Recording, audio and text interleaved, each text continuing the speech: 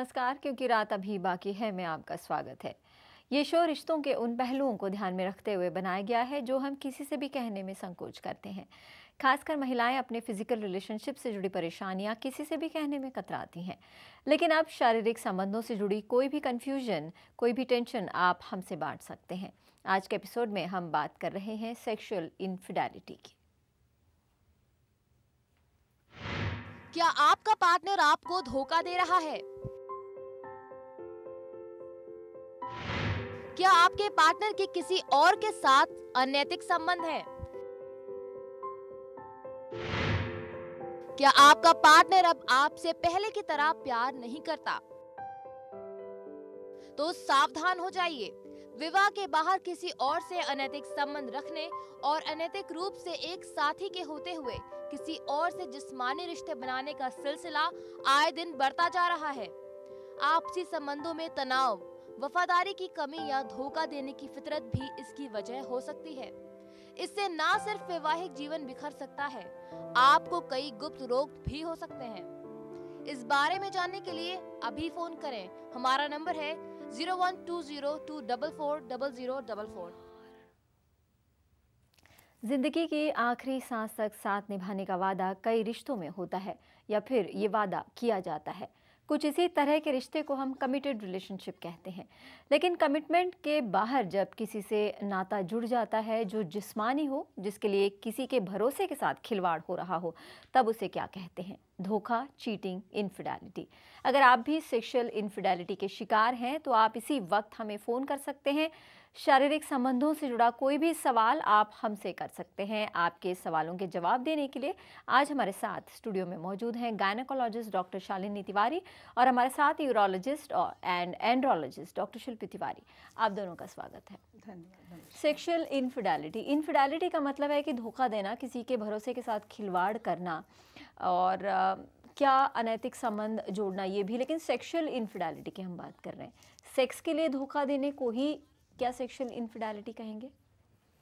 हाँ, जहाँ तक मेरा ख्याल है कि जब आप किसी को धोखा दे रहे हैं और उन संबंधों में, मतलब जो दूसरे संबंध बने हैं उसमें शारीरिक संबंध स्थापित हो जाता है, तो फिर वो सेक्सुअल इनफिडेलिटी की श्रेणी में आ जाता है। मतलब आपका एक ऐसा संबंध था जहाँ आप सेक्सुअल रिलेशनशिप में थे, अब आपकी वो दूसरी एक सेक्सुअल रिलेशनशिप बन गई, तो फिर ये सेक्सुअल इनफिडेलिटी के श्रेणी में ही आता है डेफिनेटली। डॉक्टर शिल्पी, ये मान के चलते हैं कि फितरत हो सकती है लोगों की और इसके जो रीजंस हो सकते हैं सोशल या पर्सनल, वो अलग हैं।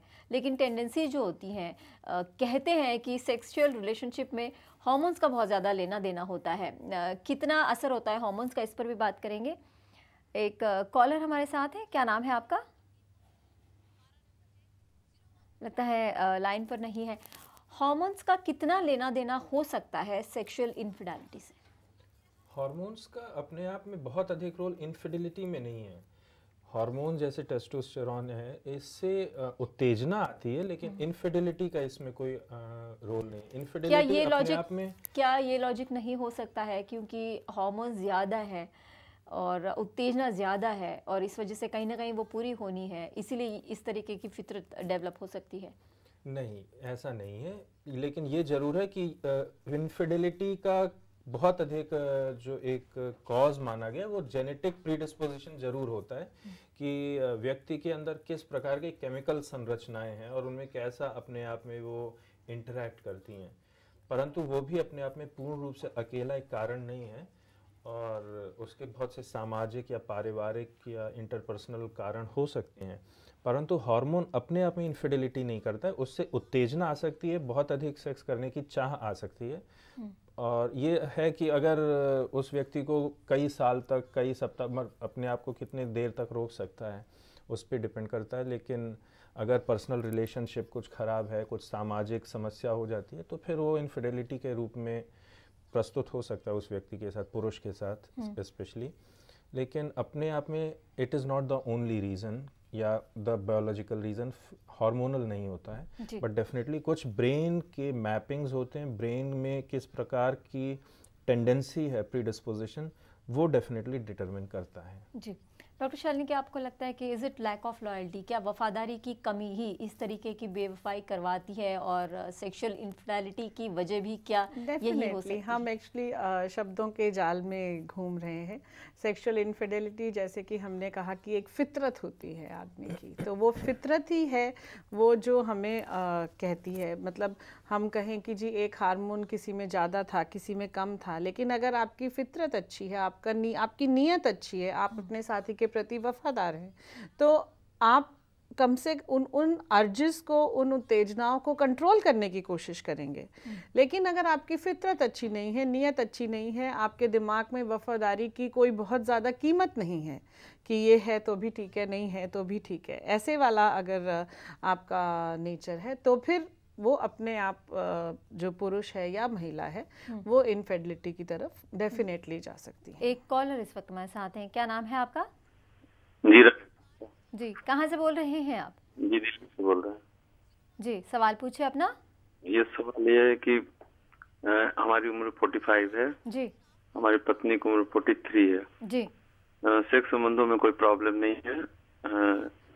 1994 में हम लोगों ने कॉपर लगवाया जी।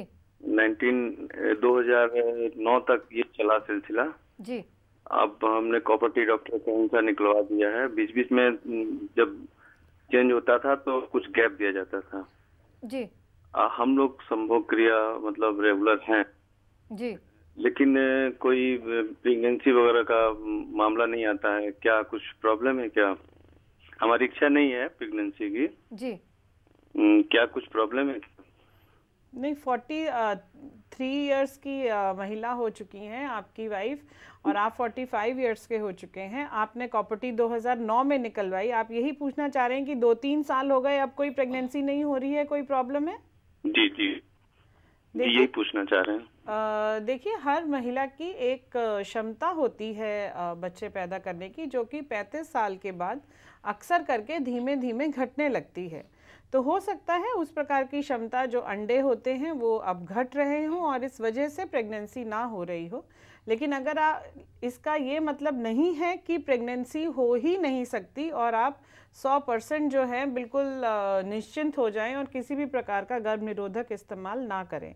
मेरी सलाह है कि आपको किसी न किसी प्रकार का गर्भ निरोधक जैसे कि कॉन्डोम्स होते हैं उनका इस्तेमाल करना चाहिए। 2-3 साल की बात और है, जब एक बार मेंसेस बंद हो जाएंगे, पीरियड्स बंद हो जाएंगे, फिर प्रेगनेंसी का खतरा बिल्कुल ही नहीं होगा।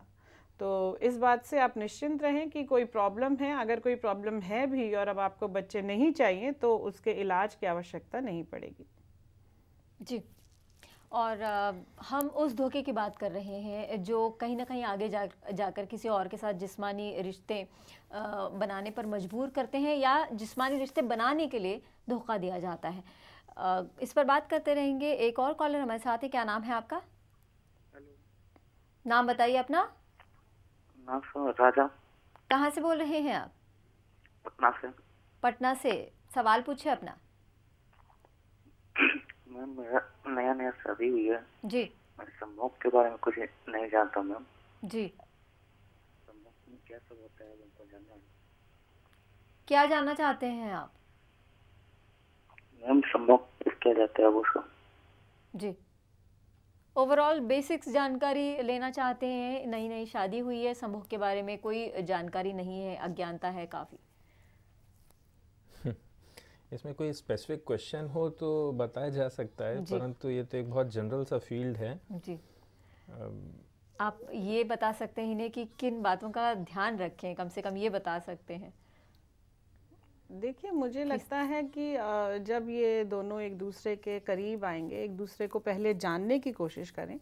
सीधा ये ना सोचें कि आप शादी हो गई है तो अब पहले दिन ही, दूसरे दिन ही आपको संभोग करना है। एक दूसरे को थोड़ा जानिए, एक दूसरे की भावनाओं को जानिए।